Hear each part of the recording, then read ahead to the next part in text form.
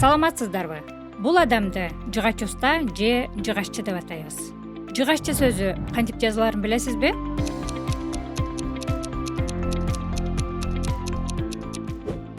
Айтылышы жыгаччы.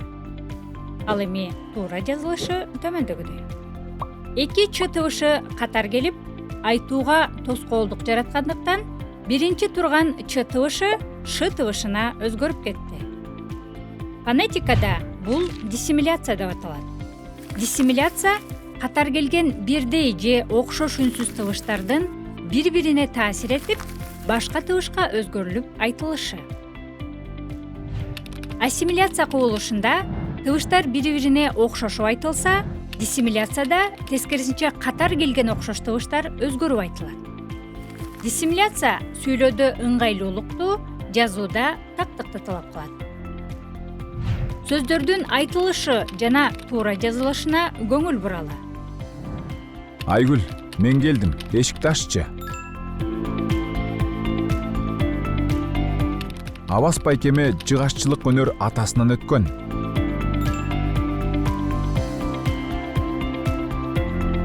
Эртең менен Кылыччан бир топ аскерлер үйгө келишти.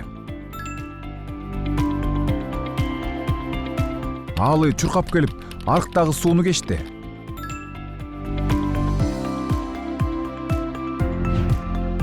Демек, диссимиляция бул тыбыштардын өзгөрүү кубулушу десек болот. Келиңиздер, каталарды бирге табабыз. Кызым, бала бакчага кечигип жатабыз. Тезирээк чайыңды иччи.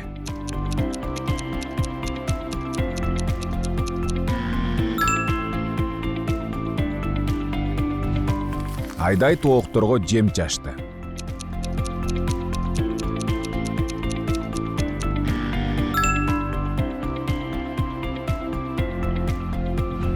Самат карандашын уштады да сүрөт тарта баштады.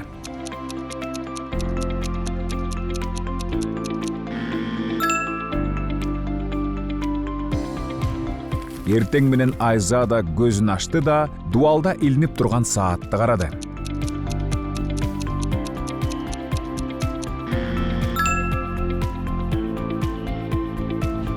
Алинур быйыл 3-чү класска көчтү.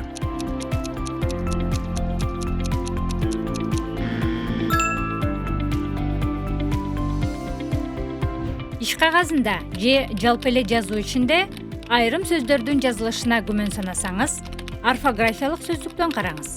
Ал эми оозаки кепте тилдин табигый ыргагын сактаңыз. Эми өзүңүздү текшерип көрүңүз. Алыстан келе жаткан итти көрүп, мышык бакты көздөй качты.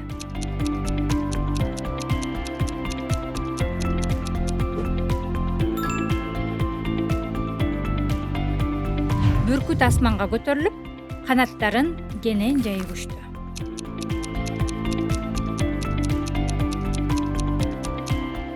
Ушуну менен бүгүнкү сабагыбыз соңуна келди.